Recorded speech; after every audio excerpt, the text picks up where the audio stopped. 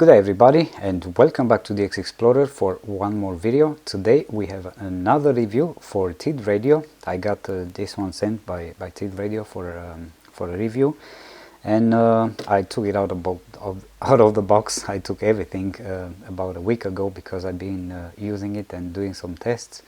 And anyway, on the table it's basically what you have in the box. So you receive the radio. It comes with a belt clip that I already installed, a battery. The battery, it says 2500 milliamps hours. It's at 7.4 volts. It has this cool USB charger and an LED that will let you know when it's fully charged. And you place the battery in the radio, and then you put this clip on and you secure it. Then you have the antenna.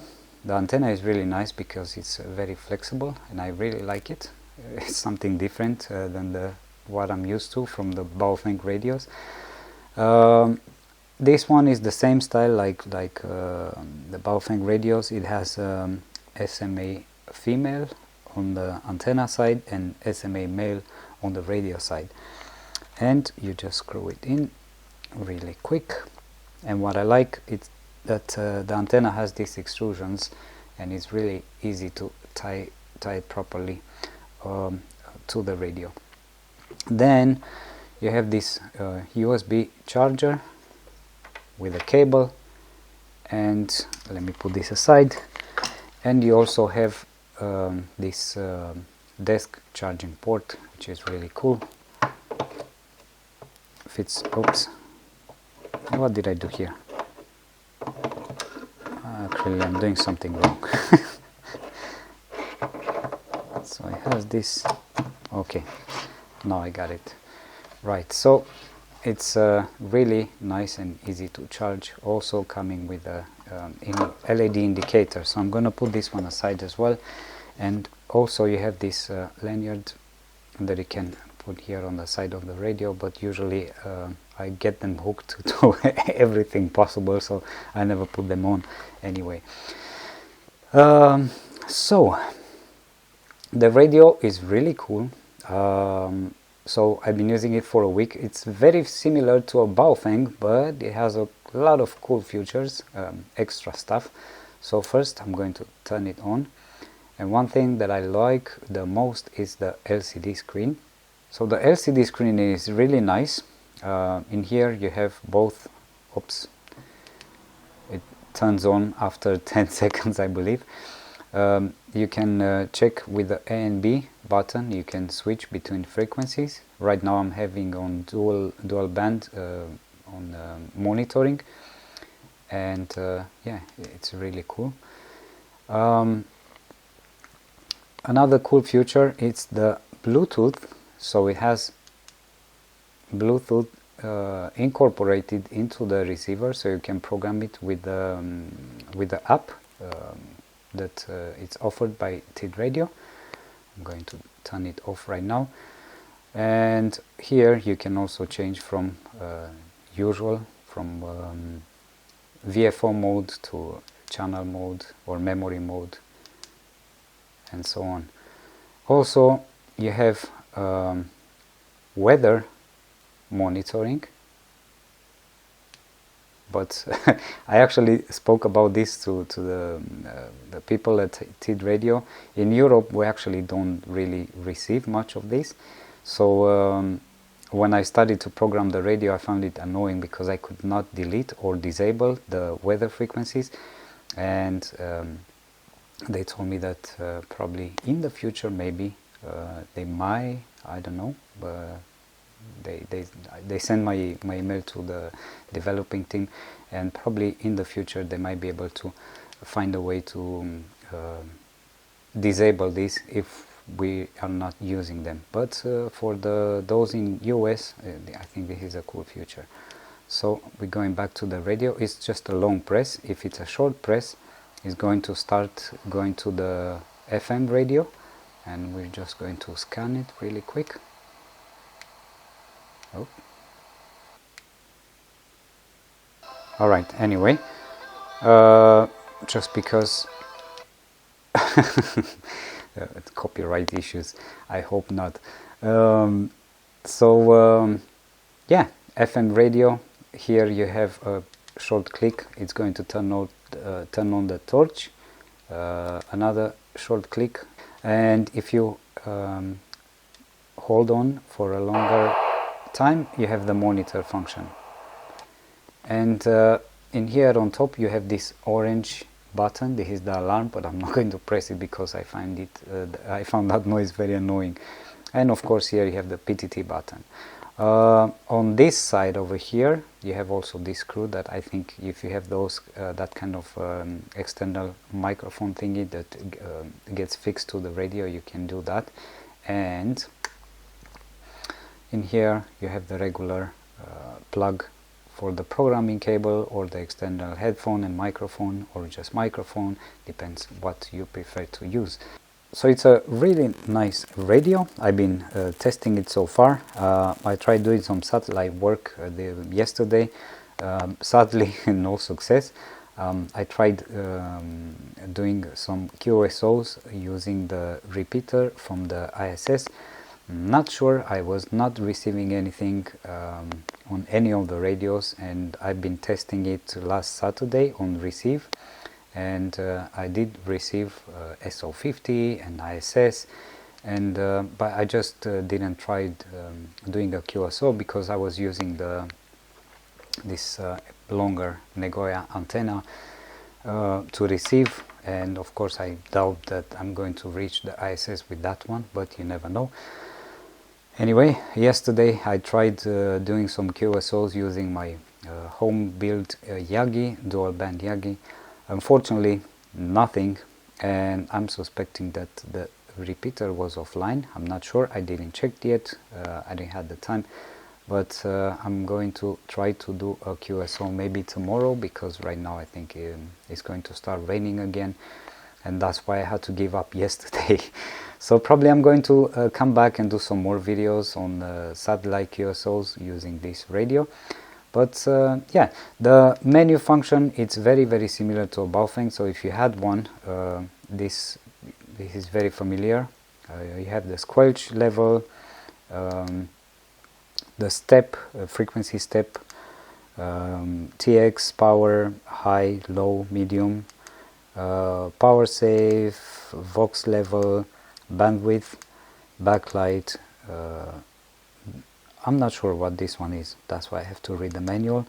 The beep on and off, I turn the beep off because it's annoying. Every time I touch the keypads it's going to beep, and I don't like that.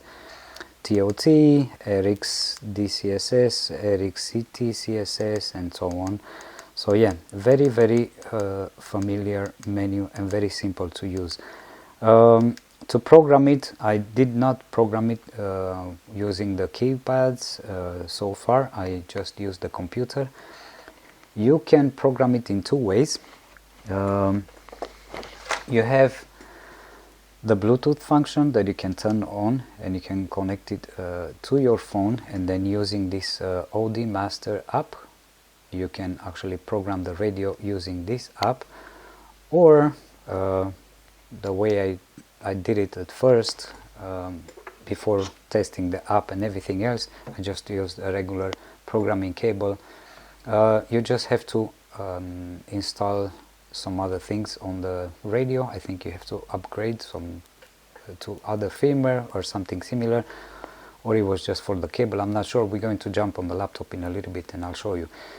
But yeah, anyway, it works great. Even with the you can actually download the programming software from Tidradio, or you can use Chirp. And usually I use Chirp for every other radio, so definitely, probably I'm going to use the same Chirp software for all my radios. I don't have to keep installing a bunch of other softwares on my laptop, because I'm actually working on it and I'm trying to save space. Okay, so in order to program your radio, maybe using the Chirp software, what I did, I came onto the tidradio.com website, I went into program, walkie-talkie software, and it took me to this website over here, and then I clicked software, and you have some information over here. I think this one, for the programming cable, you might have to install a driver. I'm not sure if I installed anything. Here you can download the chip software, the Windows, Mac or Linux versions. Here it's going to give you a list of the radios that are working to be able to program them with the chip software. Here you have a driver download for different version of Windows, which I don't think I installed any of them. And in here you have different versions of radios, and of course this is the folder that I downloaded, TD-H8 ham, and it's this one over here. And I have the firmware upgrade in here that I had to do in order to be able to program the radio with the chip software. You have the programming software if you want to use the programming software from Tidradio, and I think there's a folder with a TX power tune. I'm not sure exactly what's this one about. I'm going to have to read about that. And you also have the user manual. So anyway, let's jump really quick into the chip software. I'm going to open it really quick. All you have to do is to connect the cable to your radio and then to the USB port of your computer, turn on the radio and turn the volume all the way up to maximum, and then I'm going to click download from radio. It's going to tell me about the COM port where I connected the radio. I have to pick the model and the brand of the radio, and also the model, and then I click OK, and it's going to read all the information from the radio. And as you can tell, I have here all the frequencies that I programmed so far. Some simplex frequencies, some of the repeaters, local repeaters over here, some satellites, ISS repeater, AO85, SO50, AO91, 92, FO118, and so on. So you program whatever frequencies that you want, and then all you do is to upload to radio, and you're done. What I would recommend is to go to File, Save As, and you can also save a backup on your computer just in case you mess up your radio, and you don't have to type everything, all the information. You're just going to open that file and then load it back into the radio. And that's it. Yeah, very, very simple to use. Okay, so another thing I wanted to talk about, it's about the power level. So if we're going into the menu and to the power level, we have different settings. We have mid, low and high. High is about 10 watts, mid power is around 5 watts, and the low power is around 2 to 2.5 watts. Unfortunately, I'm going to exit this because I saved everything in the settings of the channels. I don't have a way to measure the power, but there are many videos online already, people testing this radio. I'm going to put 2 links in the video description and down below, both on power tests and also harmonics, suppression and so on, just because I don't have the proper equipment to measure that. I could use something to measure the harmonics, but it's not like proper measurements, like lab conditions, yeah, I don't trust things like tiny SA and nano VNAs and things like that, because they're not always 100% accurate. So I would rather prefer to have a proper oscilloscope or anything else that I could use to do some proper lab measurements, lab conditions, to say like that. So yeah, so far it seems that there's a debate online between people that it does respect the FCC rules, and the harmonic suppression is properly done. Some other people are saying that not, but of course, as I was saying, a lot of the measurements are used doing tiny SA, and because I don't really trust the accuracy of the Tiny SA, I don't know what to say. So so far from what I've seen, it does seem to respect the FCC rules when it comes to harmonic suppression. And also there was another thing about the battery life. Well, I don't know what to say. I charged this one on Friday, and as you can tell, it's just now that I lost a line on the battery, and I've been using it quite a bit. So yeah, I'm impressed, I have to admit. Yeah, usually, you know me, if I'm not happy with something, I'm just not going to do a review. I'm usually just writing to the ones that provided me whatever I'm supposed to review and let them know what's wrong. But with this one, it's okay. There was only one issue that I had so far. Actually, two issues. One of them I managed to fix somehow, maybe not properly, but so far I'm happy, and it was related to the volume of the microphone. It was extremely low, but if you go to the Odmaster app and you go into the radio settings and functions and radio settings and stuff like that, you will find function designed for mic level, but we're going to connect the radio in a little bit and I'll show you. And yeah, I had to set up that all the way up to 32. I think it's the maximum level, and it's better. It's not perfect. It could be a little bit louder, and we'll do a test in a little bit on that as well. But yeah, so far it's okay. Alright, so I have the radio with the Bluetooth on, and I have the Bluetooth on the phone, and then you have to register and log in and pair the radio to the phone, and you can do the read function over here. We're just going to, oh sorry, I forgot to select the model. So I have Tidradio and TD-H8 ham. So right now I'm going to read it, and it's reading the information from the radio. It's going to take a little bit, but yeah, I'm not really into apps and stuff like that. I'm trying to stay away from the phone as much as possible, to be honest. But let's say you're somewhere portable and you're trying to program your radio really quick, maybe with some local repeaters or whatever. And it's quite useful, to be honest, to have the app available and to be able to program your radio really quick. If your radio doesn't have the Bluetooth thingy, so it can communicate with this, like a Baofeng maybe, then you can use that dongle that I'm going to do a video about. Skip this thing, cancel, and yeah. What I was talking about, if you go into functions, if you have the issue with the microphone that is too low, and you're going to go down all the way on the bottom, and you have here the microphone gain.